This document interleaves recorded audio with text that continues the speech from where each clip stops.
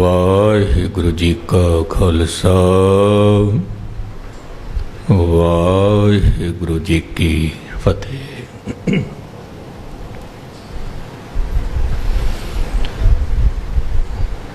भले अमरदास गुण तेरे, तेरी उपमा तोहे बन आवे। ये जो भले शब्द है, जे इसका उच्चारण ठीक नहीं होया, इस तरह कह छड़िया भले अमरदास,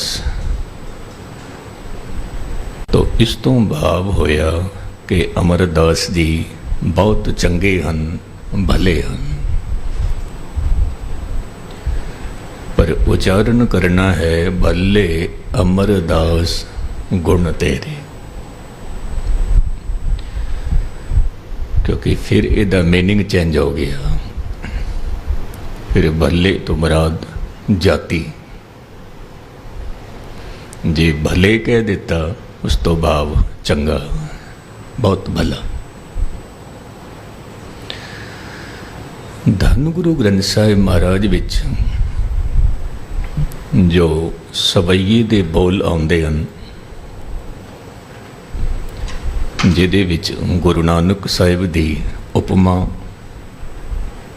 गुरु अंगद देव साहिब दी उपमा, गुरु अमरदास दी उपमा, ते धन गुरु रामदास, धन गुरु अर्जन देव साहिब दी उपमा है। भट्टां दे सवैये जिन्हां दी गिणती 11 है।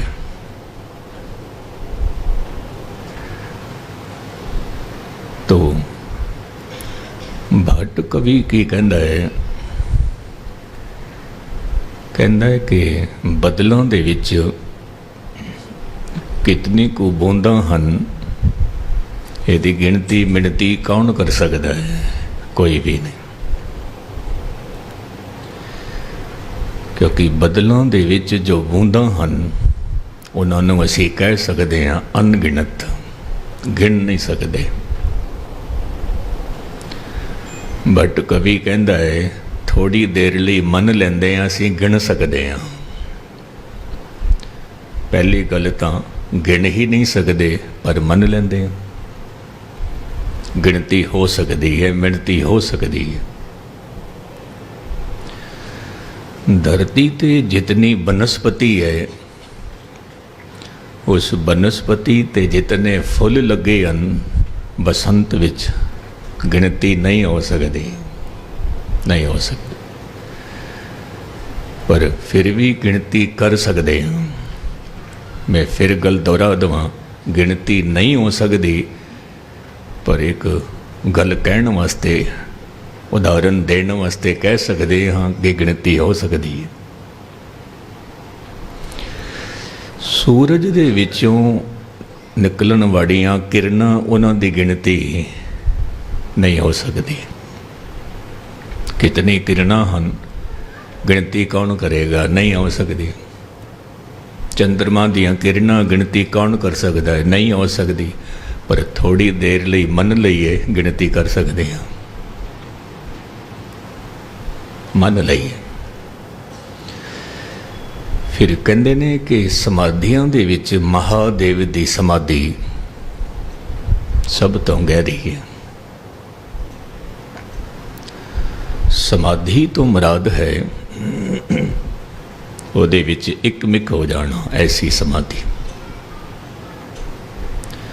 और जदों मनुख की समाधि जुड़ती है, आप जी ने कई बार महसूस किया होगा, भावें वो चंद मिनटां दी होवे, पर मनुख ਉਹਦੇ ਵਿੱਚ हल्का हो जाता है। इस तरह लगता है जिवें मैं धरती तो उच्चा उठदा पिया। ये हकीकत है। क्योंकि कुछ संगत मैनूं कहंदी सी, ज्ञानी जी नितनेम करदियां करदियां ऐसा लगता है जिवें धरती तो असीं उच्चे उठते जा रहे हैं। मैं क्या लगता है? क्योंकि बाणी दे विच जिहड़ी ताकत है, जिहड़ी क्षमता है, वो मनुख दी चेतना नूं उठांदी है। एक मैं होर गल कह दवां, आप जी नूं खबर है जां नहीं,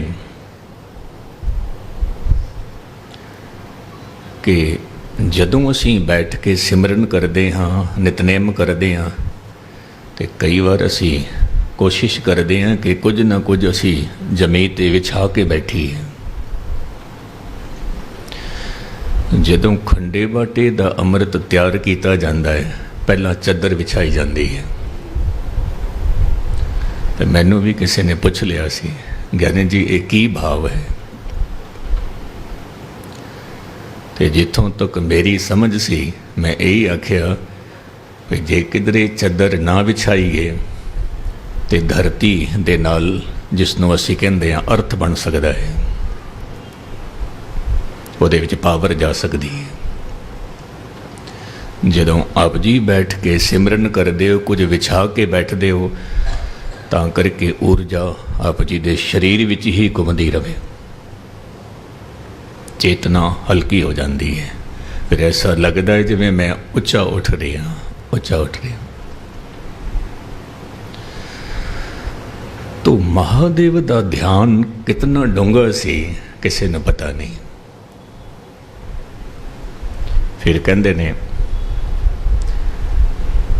कि गुरु की कृपा दे नाल जे किधरे असीं सूरज दियां किरणां दी गिणती कर लईए, चंद्रमा दे किरणां दी गिणती कर लईए, फुल्लां दी गिणती कर लईए, और बदलों दे विचों बूंदां दी गिणती कर लईए, महादेव दा ध्यान कितना डूंगा है उन्होंने समझ लईए।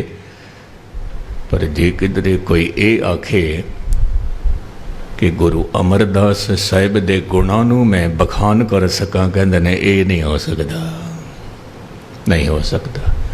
भले अमरदास गुण तेरे, तेरी उपमा तोहे बन आवे। तेरी उपमा कितनी को वड्डी है वो तू ही जानता है, तू ही जानता है। क्योंकि मैं आप जी नूं अर्ज करां, जो अज दा दिहाड़ा है गुरु अमरदास साहिब जी का ज्योति जोत समान का दिहाड़ा। कुछ बोल मैं आप जी दे सामने रखा। बचपन तो ही गुरु अमरदास साहिब का जो सुभाव सी बहुत ही शांत, और ये चार भरा सन। आप जी ने सब तो बाद विच विआह कीता, पहला 3 भरावां दा विआह कराया। आप जी नहीं चाहते सन कि मैं गृहस्थ जीवन विच प्रवेश करां, पर पिता ने आखिया कि ये भी भगती है। क्योंकि सनातन धर्म दे विच तां बाकायदा ये भी आखिया गया है कि जे तैनूं किसने जन्म दिता है तो तेरे सिर ते पिता दा ऋण है, वो ऋण पूरा करना है, वो ऋण चुकाना है। किस तरह? तू भी गृहस्थ जीवन विच कबूल कर, और तेरे जरिए बच्चे होण ते वो गुर पितर दा ऋण खत्म हो जाएगा। और फिर गुरु दा भी ऋण है, वो है गुरु दी इबादत करनी, गुरु दी भक्ति करनी। तो गृहस्थ जीवन नूं कबूल करना, समझ लेना अद्धी भगती आप जी दी कबूल हो गई। जो बच्चियां नूं जन्म दिता, ये बहुत वड्डा सहयोग है परमात्मा दी कुदरत दे विच, बहुत वड्डा सहयोग। मैं कल परसों भी अर्ज कर रहा सी, परमात्मा ने 2 भुखां, 2 किस्म दियां भुखां मनुख नूं दित्तियां, ये जान के दिते हैं। एक भुख दे नाल खुद नूं जिंदा रखना है, भुख मिटा के, और दूजी भुख मिटा के समाज नूं जीवित रखना है, खलकत नूं जीवित रखना है। तो बचपन तो ही आप जी का सुभाव धीरज वाला सी। बचपन तो ही ते गुरुदेव पिता संगतां नूं ले जांदे सन तीरथ यात्रा ते जदों गुरुदेव पिता दा सफ़र खत्म होया, गुरुदेव पिता तेजभान, तो फिर ये सेवा अमरदास जी दी झोली विच पई, आप जी भी संगतां नूं ले जाया करो। आप जी नूं खबर है कि कई बार साल दे विच 2 बार संगतां नूं ले जांदे सी तीरथ यात्रा ते, हरिद्वार जां फिर होर किसी थां ते। एक दिन किसी पुरोहित ने कह दिता सी, आप जी दे चरण वेख के पैर वेख के कह दिता सी कि एक वक्त ऐसा आवेगा जहाँ आप जी चक्रवर्ती बादशाह बनोगे या फिर शहनशाह बनोगे। ते उस वेले अमरदास जी ने की आख्या सी कि अज ना मैं चक्रवर्ती बादशाह हाँ ते ना मैं शहनशाह, अज मैं साधक हाँ, साधना करदा पिया। चंगा, साधना करदे पए हो, पर साधना नूं रोकण वास्ते की कीता है आप जी ने? अमरदास जी कहण लगे, साधना नूं रोकण वास्ते की करना पैंदा है? तो वो पंडित की कहंदा है कि वगदे होए दरिया नूं रोकना होवे, दीवार कढ़नी होवे, किस तरह दीवार कढ़ोगे? क्योंकि पानी वग रहा है बहुत तेज रफ्तार दे नाल, ते आप जी जेकर एक मिट्टी दी टोकरी पाओगे तो मिट्टी ने तो बह जाना है, एक पत्थर रखोगे पत्थर ने भी बह जाना है, क्योंकि पानी दी धारा बहुत तेज है, वेग बहुत तेज है। तो जदों पुरोहित ने कहा, पंडित ने कहा कि एक जुगती चाहिए है, पहला पानी नूं रोकना ते फिर दीवार कढ़नी है। पानी नूं पहला असीं रोकदे हां, भावें छोटे छोटे प्लास्टिक दे थैलियां विच मिट्टी भर के सुट देने हां, पानी रोक देने हां, फिर दीवार बनाते हैं। कहते ने उसे तरह जीवन दे विच भगती नूं रोकण वास्ते दीवार चाहिए है, और वो दीवार है गुरु। जितनी जितनी भगती करते जाओगे वो आप जी दी स्टोर होंदी जाएगी, वो वास्ते गुरु चाहिए है। एक गल मैं होर भी कह दूँ, असी जो एक केसां की संभाल करते हाँ, तो अजोकी साइंस भी कहती है कि परमात्मा की इस कुदरत दे विच जो इलाही जोत फैली हुई है, वो असी केसां दे राही भी उन्हां दे नाल कनैक्शन जोड़ लेंदे हाँ। इस करके केसां की संभाल करनी ये भी बंदगी दे विच मददगार है, मददगार।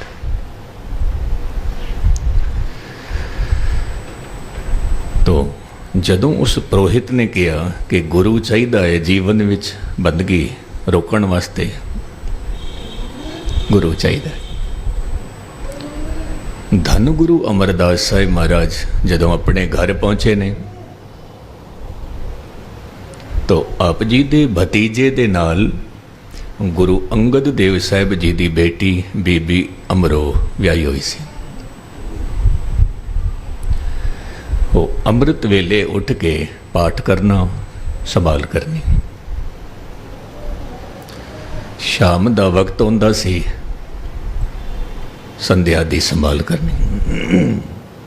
इत्थे मैं एक छोटी जी गल आप जी नूं कह देवां, ध्यान दे नाल सुनना। हर एक मनुख दा शरीर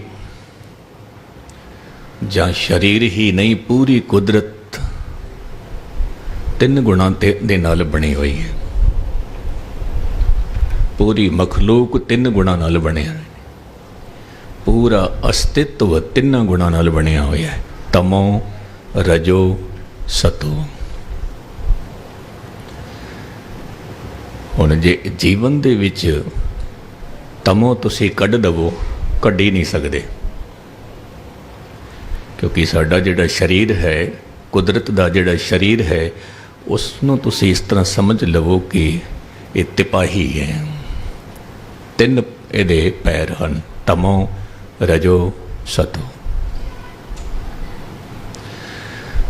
ते इन्हां तिन्नां दे विचों असीं एक नूं नहीं हटा सकदे, नहीं हटा सकते, पर हाँ इसकी जिहड़ी शक्ति है, इसकी जिहड़ी मात्रा है, वो घट वध हो जाती है, करनी पैंदी है।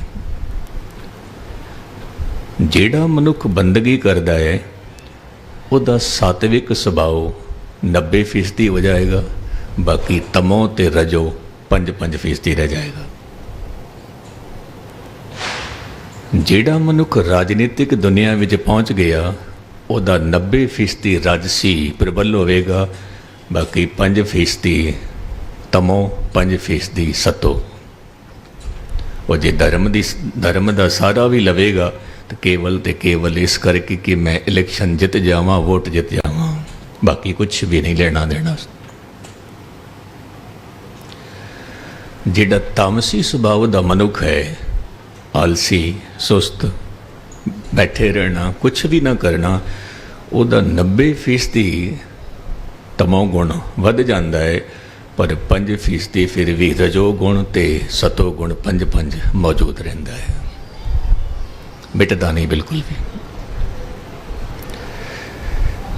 तो मैं अर्ज कर रहा सी, जे मनुख दे शरीर विच ये 3 गुण हन, तो दिन और रात विच भी 8-8 घंटे की वंड की गई है। 8-8 घंटे कि जो 8 घंटे हन वो तमो दे होंदे हन। आप जी 8 घंटे विश्राम करो, नींद करो आप जी 8 घंटे। जे 8 घंटे तो घट किसी ने नींद की है, वह शरीर साथ नहीं देगा।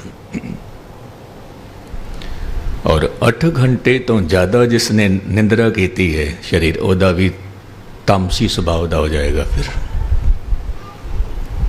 कई हन,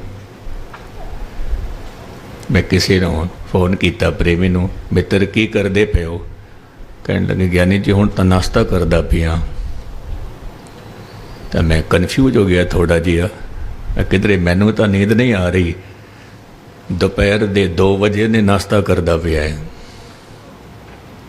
मैं कहा फिर ये भी दसो ये लंच किन्ने बजे होंदा है तुहाडा? कहने लगे ज्ञानी जी लंच 5 बजे होंदा है, रात का खाना 12 बजे। शेख शादी साहब कहते सी जे तंदुरुस्त रहना चाहता है तो उदों उठ जा जदों पंछी उठते ने, उदों ही उठ जा, और उदों ही सो जा जदों पंछी सो जाते हैं। तैनूं किसी डॉक्टर की लोड़ ही नहीं पैगी, लोड़ ही नहीं पैगी।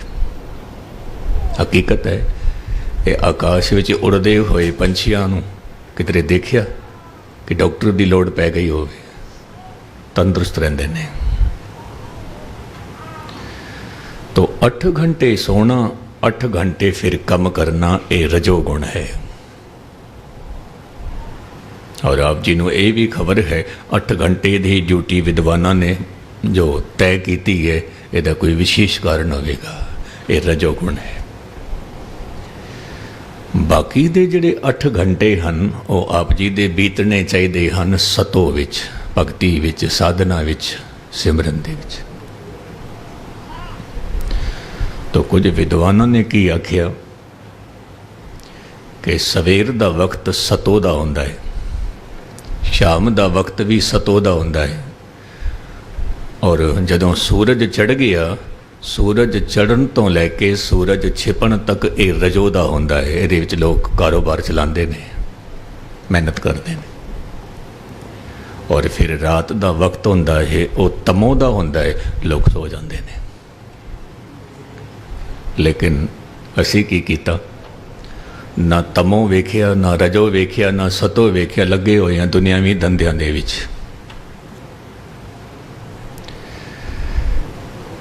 तो कई आलमां का कहना है कि जो समा सतो दा है, भाव सवेरे और शाम, अक्सर आप जी ने देखा होगा ये दो वक्त ऐसे होंगे ने जदों मनुख शांत हो जाता है, सवेर की शांति, शाम की शांति। कहते ने जदों ये दोवें वक्त आप जी बंदगी विच बिताओगे, कुदरत आप जी का साथ देगी, क्योंकि कुदरत भी सतोगुण विच आ गई है, सवेरे और शाम। ते उस वेले संगत करनी बहुत लाजमी है। कुदरत आप जी का साथ देगी, बंदगी आप जी की होर वधेगी, होर प्रफुल्लित होएगी।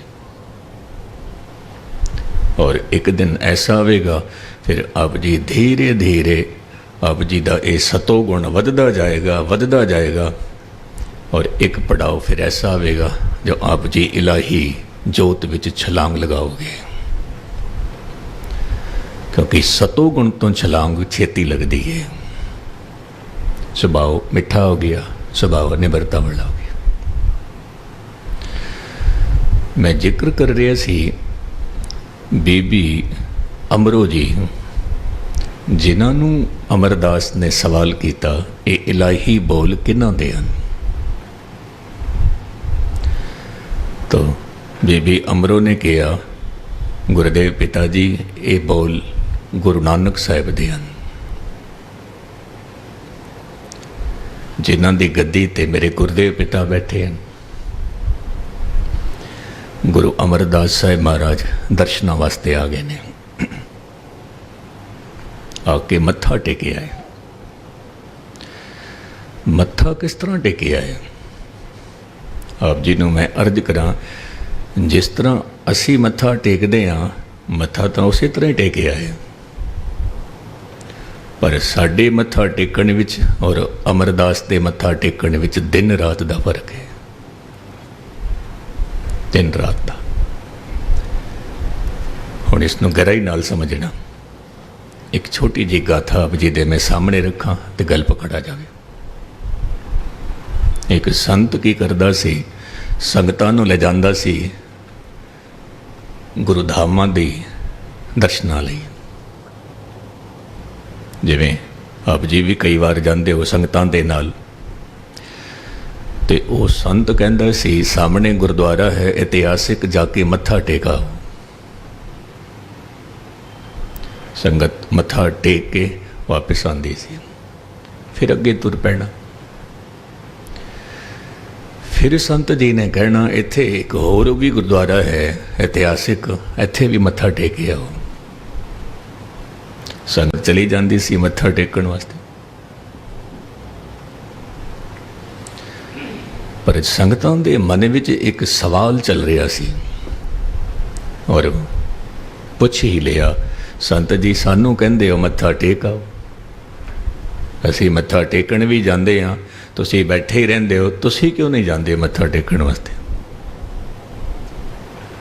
संत जी हंस पे और हंसते हुए की कहंदे ने बस एको बार मत्था टेकिया सी, ऐसा मत्था टेकिया हाले तक मत्था मेरा उत्थे ही पिया होया है, मैं चुकिया ही नहीं,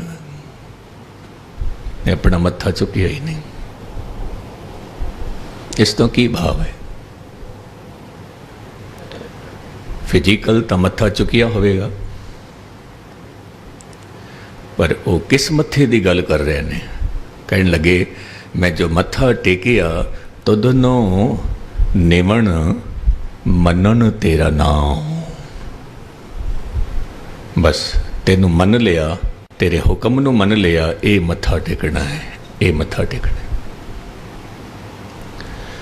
असी थोड़ी देर वास्ते गुरु दे कोल बैठते हाँ, बाहर उही खेड खेडते हैं जो साड़ी अपनी मर्जी होती है, अपनी मर्जी होती। गुरु अमरदास साहिब दे बोल हन कि तन मन धन सब सौंप गुरु का हुक्म मनीए पाई। लेकिन असी गुरु साहिब जी नूं की कहंदे हैं, महाराज ये तन भी तेरा है, ये मन भी तेरा है, ये धन भी तेरा है, पर कब्जा मेरा है।